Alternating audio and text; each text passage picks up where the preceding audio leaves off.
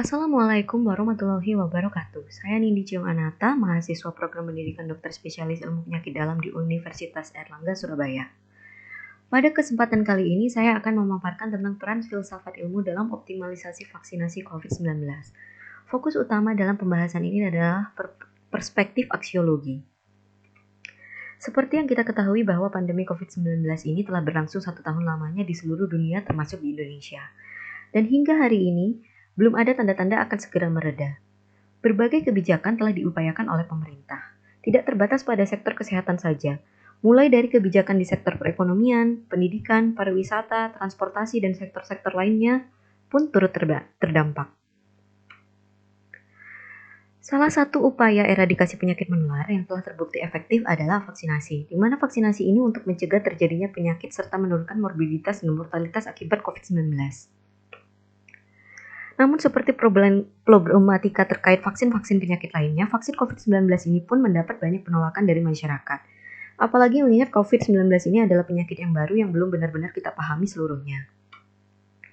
Lalu bagaimana solusi untuk menengahi permasalahan ini? Untuk mendapat solusi, kita perlu memikirkan tentang vaksinasi COVID-19 ini secara multidimensi dan mendalam. Di mana pemikiran yang kritis, rasional, dan mendalam ini merupakan bagian dari berpikir ilmiah yang tak lepas dari ilmu filsafat. Filsafat berasal dari bahasa Yunani yaitu philos dan sophia. Philos artinya cinta, sedangkan sophia artinya pengetahuan atau hikmat atau kebijaksanaan. Sehingga secara kasar bisa dikatakan filsafat adalah artinya cinta terhadap pengetahuan, kebijaksanaan maupun hikmat. Definisi filsafat menurut Kamus Besar Bahasa Indonesia adalah 1. Pengetahuan dan penyelidikan dengan akal budi mengenai hakikat segala yang ada, sebab, asal, dan hukumnya. Kedua, teori yang mendasari alam pikiran atau suatu kegiatan. Dan yang ketiga, ilmu yang berintikan logika, estetika, metafisika, dan epistemologi. Landasan dari filsafat ilmu adalah ontologi, epistemologi, dan aksiologi. Ontologi adalah terkait tentang realitas maupun wujud dari ilmu tersebut. Epistemologi adalah terkait tentang cara untuk mendapatkan ilmu pengetahuan tersebut, yang terdiri dari metodologi dan cara yang logis. Kemudian yang ketiga adalah aksiologis. Aksiologis adalah tentang norma-norma maupun nilai-nilai yang terkandung di dalam ilmu pengetahuan tersebut yang terdiri dari apakah etis dan apakah estetis.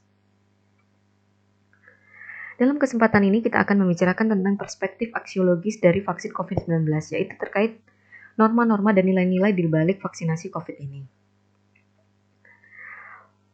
Program vaksinasi ini telah memiliki landasan hukum yaitu Permenkes nomor 28 tahun 2020 dan Permenkes nomor 84 tahun 2020. Di mana ini berarti sebagai warga negara Indonesia adalah kewajiban kita untuk melaksanakan vaksinasi ini. Dilansir dari laman website covid19.go.id bahwa berdasarkan survei penerimaan vaksin COVID-19 di Indonesia, maka ada beberapa alasan umum penolakan vaksin. Yang pertama adalah tidak yakin akan keamanannya, kemudian tidak yakin akan efektivitasnya, kemudian ketidakpercayaan terhadap vaksin, disusul oleh ketakutan akan efek samping demam maupun nyeri, dan juga ragu-ragu apakah vaksin ini sejalan dengan keyakinan agamanya atau tidak. Mari kita bahas kebenarannya satu persatu agar kita dapat menyimpulkan perspektif aksiologis dari vaksinasi COVID-19 ini. Alasan penolakan yang pertama adalah tidak yakin keamanan dan tidak yakin akan efektivitasnya. Hal ini tidak lepas dari pemberitaan bahwa vaksin COVID-19 ini belum selesai uji klinis fase 3. Namun apakah masyarakat sebetulnya paham apa yang dimaksudkan dengan uji klinis fase 3 ini? Uji klinis terdiri dari fase 1 hingga 4, di mana sebelum dilakukan uji klinis pada manusia sudah melalui uji preklinis pada hewan coba di laboratorium. Jadi ini artinya bukan sama sekali belum dilakukan penelitian pada manusia. Dan apabila telah sampai di fase 3, maka telah banyak partisipan yang telah diuji. Seperti kita lihat pada diagram di bawah ini.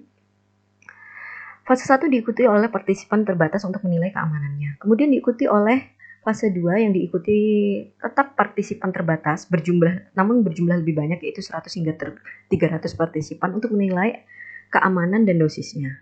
Kemudian dilanjutkan fase 3 yang melibatkan partisipan yang banyak sejumlah 300 hingga 3000 partisipan untuk menilai keamanan dan juga efikasinya.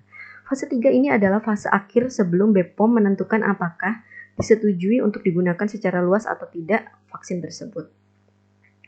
Sementara fase 4 adalah post-approval surveillance atau juga disebut post-marketing surveillance.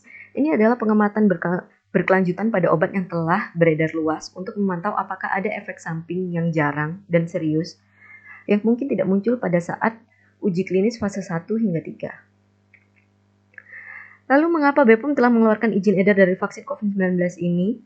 Karena untuk menyelesaikan fase 3 ini membutuhkan waktu yang lama. Di sisi lain, laju penularan dari SARS-CoV-2 ini merupakan hal yang serius, yang bila dibiarkan tidak segera tertangani akan menyebabkan angka morbiditas dan mortalitas yang tinggi. Efeknya juga tidak hanya pada sektor kesehatan, namun juga terkait sektor-sektor lainnya. Sehingga berdasarkan pertimbangan kegawat daruratan akan situasi tersebut, maka BPOM mengeluarkan izin penggunaan darurat atau Emergency Use Authorization. Yang mana keputusan ini pun tetap mempertimbangkan dari analisis laporan interim dari uji klinis fase 3. Kemudian adalah ketakutan akan KIPI. KIPI adalah kejadian ikutan pasca imunisasi, di mana artinya adalah kejadian medis yang tidak diinginkan yang terjadi setelah pemberian imunisasi dan belum tentu memiliki hubungan kausalitas dengan vaksin. Sejauh ini terkait KIPI dari vaksin COVID-19 yang telah dilaporkan adalah reaksi lokal berupa nyeri maupun bengkak, kemudian demam, lesu, nyeri otot, sakit kepala, lapar, dan mengantuk.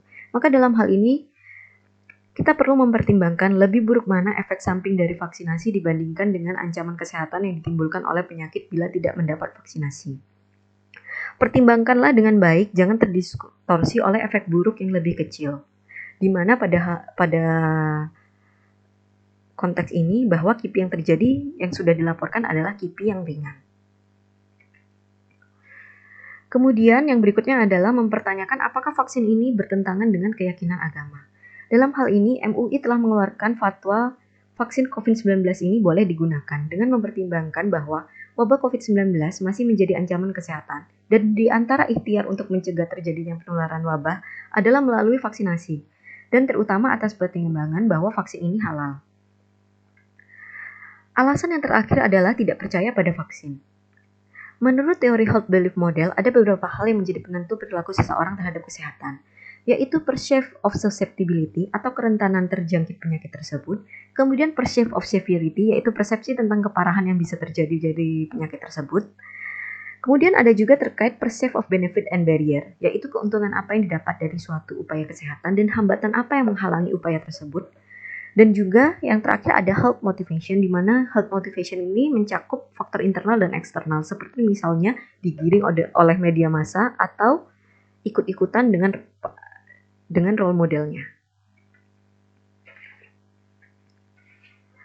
Hoax adalah salah satu bentuk dari faktor eksternal penyebab kesalahan bernalar di era pandemi COVID-19 ini.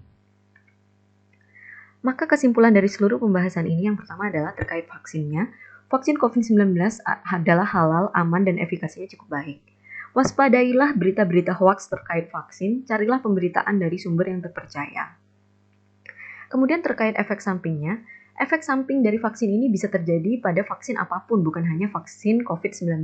Maka kita perlu mempertimbangkan antara benefit dan risiko mana yang lebih besar. Maka dalam hal ini, risiko tidak mendapat vaksin adalah risiko yang lebih besar.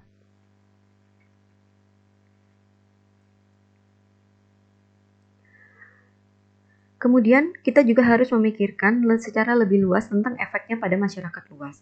Bahwa untuk mencapai herd immunity atau kekebalan populasi, maka tidak bisa hanya sebagian masyarakat yang divaksin. Harus mayoritas penduduk divaksin untuk mendapatkan kekebalan populasi ini. Sehingga berdasarkan norma-norma bahwa adalah kewajiban kita untuk bersama-sama melakukan upaya pemberantasan COVID-19, salah satunya melalui vaksinasi. Karena berdasarkan norma-norma, vaksinasi ini tujuannya adalah demi kepentingan masyarakat luas. Demikianlah pemaparan dari saya ucapkan terima kasih atas waktu dan kesempatan yang telah diberikan. Semoga presentasi ini bisa memberi manfaat bagi teman-teman yang telah menyaksikan. Terima kasih.